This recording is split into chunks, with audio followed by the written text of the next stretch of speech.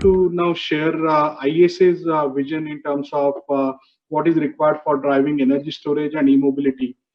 So as all of you know, India Energy Storage Alliance was founded in 2012 with a vision of creating awareness about energy storage technologies in India.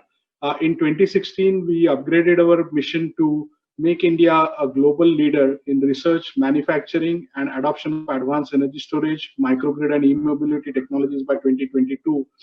We are honored that now more and more industry leaders are putting their faith on ISA, and ISA has now grown to a 100-member plus strong alliance. And also we have partnership with more than 25 national and international alliances. There have been certain concerns expressed in terms of large-scale renewable integration and how this can be handled.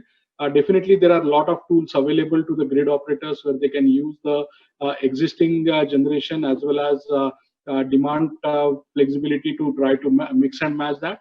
But especially now in next 5 years, we are entering in a sort of unprecedented area where so far there is less than 10% of the energy is being contributed by renewables. But if we continue the penetration of renewables, what we are expecting, we are entering a situation where now the thermal plants will have to face pretty significant turndowns. Now, if you consider solar plus wind, it is a great complementary technology, and definitely solar plus wind hybrids have a key role to play.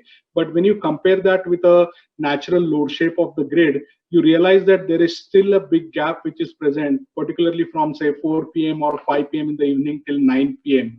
And especially in the India, that is a traditional period where distribution companies and overall grid has the highest peak load. So just by doing integration of solar plus wind, it's not going to solve. So MNRE has also floated a consultation paper to look at integrating thermal storage with this, and that technically can be possible. But when we are integrating such large amount of renewables with certain environmental goals, then just relying on the fossil fuels for backing them may not be the ideal situation. Central Electricity Regulatory Commission almost 3 years back had passed on the regulations for operationalization of ancillary services.